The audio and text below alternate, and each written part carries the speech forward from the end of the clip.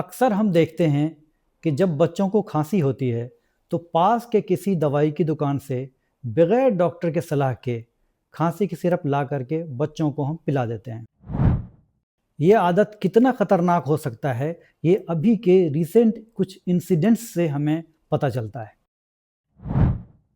आइए आज हम इस वीडियो में जानेंगे कि बच्चों को खांसी के सिरप की ज़रूरत है भी या नहीं। साथ में कुछ टॉक्सिक केमिकल्स के बारे में चर्चा करेंगे जो कभी-कभी खांसी की सिरप्स में मिला हुआ होता है। वीडियो के अंत में हम जानेंगे एक बहुत ही आसान सा होम रेमेडी जिससे हम अपने बच्चों की खांसी को 3 से 4 दिन में आसानी से ठीक कर सकते हैं। तो वीडियो को अंत तक देखते रहिए और चैनल को सब्सक्राइब कर लीजिए ताकि आगे आने वाले वीडियो आप लोगों तक आसानी से पहुंचते रहें।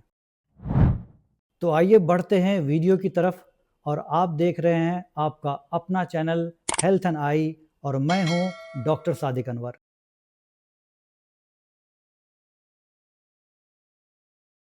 खांसी एक नेचुरल रिफ्लेक्स है।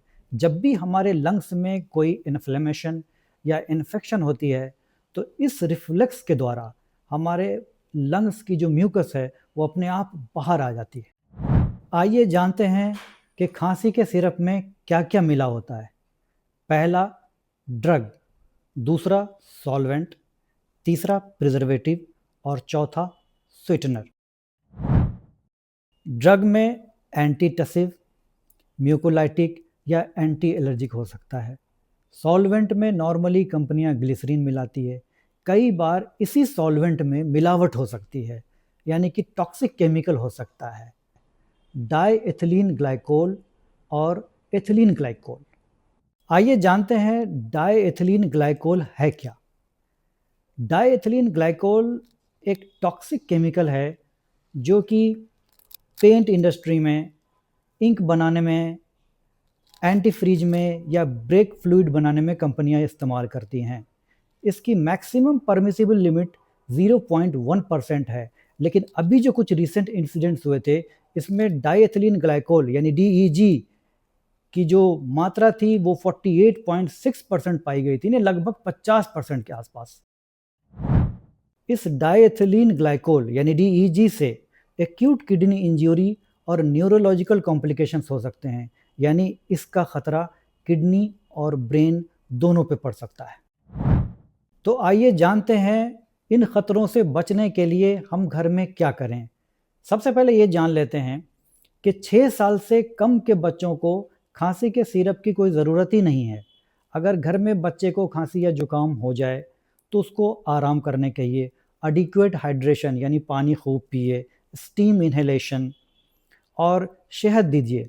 आधा चम्मच से लेकर के 1 चम्मच शहद रात में पिला दीजिए। 3 से 4 दिन में खांसी और जुकाम आराम से ठीक हो सकता है। दोस्तों, US FDA और इंडियन एकेडमी ऑफ पीडियाट्रिक्स भी यही सारी होम रेमेडीज सजेस्ट करती है, जैसे adequate rest, hydration, steam inhalation और शहद यानी हनी। आधा से 1 चम्मच रोज़ रात को सोने से पहले दीजिए 3 से 4 दिन, और खांसी और जुकाम में बहुत ही आराम मिल जाएगा 3 से 4 दिन में। और अंत में मैं एक बात बताना चाहूँगा कि अगर बच्चों में खांसी 3 सप्ताह से ज़्यादा रह जाए, हाई ग्रेड फीवर हो या सांस फूल रही है तो आपको अपने नज़दीकी डॉक्टर से तुरंत सलाह लेनी पड़ेगी।